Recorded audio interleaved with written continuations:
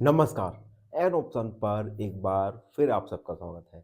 मित्रों, हम एक्सरसाइज 5.4 को सॉल्व कर रहे हैं और इस वीडियो में 5.4 का क्वेश्चन नंबर सेकेंड को सॉल्व करेंगे। क्वेश्चन नंबर सेकेंड जो कि ट्रू फॉल्स हैं और आपके एग्जाम में भी ट्रू फॉल्स आते रहते हैं। तो एग्जाम के पॉइंट ऑफ व्यू से ये क्वेश्चंस काफ़ी इंपॉर्टेंट हो जाते हैं। मे बी पॉसिबिलिटी है कि इन क्वेश्चंस ट्रू फॉल्स में से कोई एक ट्रू फॉल आपके एग्जाम में पूछा जा सकता है। चलिए शुरू करते हैं।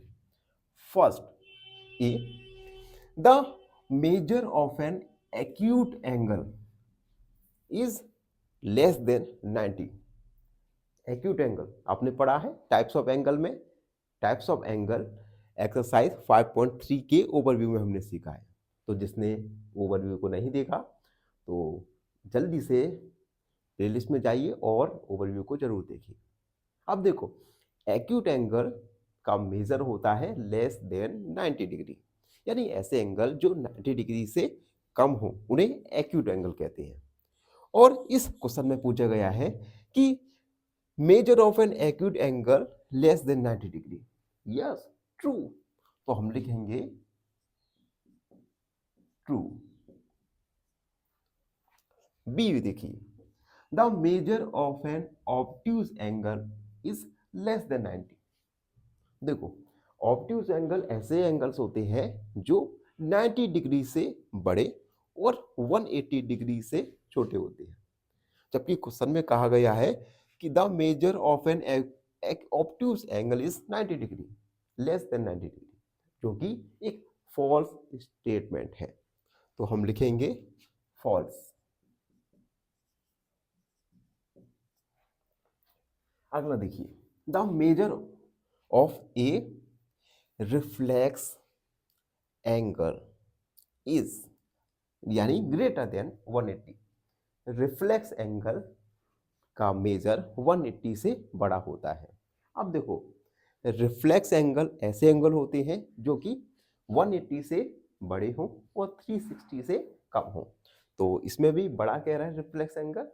It means this is a true statement.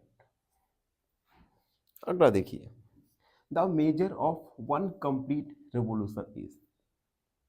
हमने पिछले एक्सरसाइज में इस प्रकार के क्वेश्चन किए थे। इसमें बताया गया था कि एक कंप्लीट रिवोल्यूशन 360 डिग्री का होता है।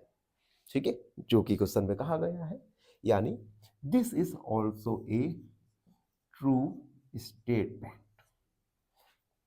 एंड ये देखिए, if measure of angle A is 53 and measure of angle B is 35, then angle measure of angle A is greater than measure of angle B। तो ये तो आप देखकर जान ही सकते हैं। एंगल ए का मेजर 53, एंगल बी का 35। इट मीन्स एंगल ए बड़ा है एंगल बी से।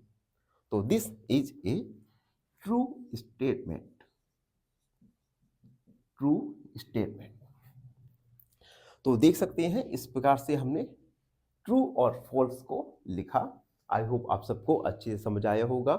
फिर भी कोई डाउट, कोई क्वेरी तो उसे कमेंट में लिख दीजिए और प्लीज़ चैनल को सब्सक्राइब करना ना भूलें। एक क्वेश्चन पूछूंगा आपसे। क्वेश्चन है, which object shows symmetry in nature? Option A rock, option B butterfly या ऑप्शन सी क्लाउड। इस क्वेश्चन का आंसर कमेंट सेक्शन में जरूर लिखिए। बने रहिए हमारे साथ एन ऑप्शन पर। धन्यवाद।